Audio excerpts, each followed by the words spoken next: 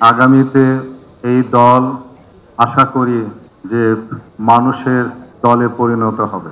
বাংলাদেশে কোনো পার্টি জন্ম হয় নাই যারা ম্যানিফেস্টোর মধ্যে এই নিরাপদ সড়ক চাইকে সেভাবে নিয়ে আসবে। যে আন্দোলনটি করছি, নিরাপদ সড়ক চায়ের আন্দোলন, বাংলাদেশে কোনো পার্টি জন্ম হয় নাই যারা তাদের ম্যানিফেস্টোর মধ্যে এই নিরাপদ সড়ক চাইকে সেভাবে নিয়ে আসবে। আমি আশা করেছিলাম যে রফিক সাহেব অন্তত এই জিনিসটিকে নিয়ে আসবেন, কিন্তু আপনি আনেন নাই।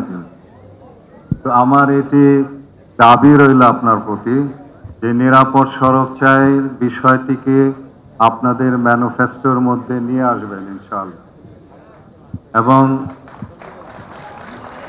অবশ্যই এই যে দেখেন যে কত মানুষের দাবি, কত মানুষ এখানে যারা এসেছে তাদের মধ্যে থেকে তাদের কত আপনজনকে তারা হারিয়েছে। তো কাজেই সেই বিষয়টিকে আমরা উপেক্ষা করছি সারা জীবন। এই 54 বছরের এই রাজনৈতিক জীবনে আমরা প্রত্যেকটি মুহূর্তে আমরা কিন্তু এটিকে উপলব্ধি করেছি, কিন্তু আমরা কখনোই কিন্তু এটিকে বাস্তবায়ন করার জন্য সরকারিভাবে সেই উদ্যোগ কিন্তু কখনো গ্রহণ করা হয়নি।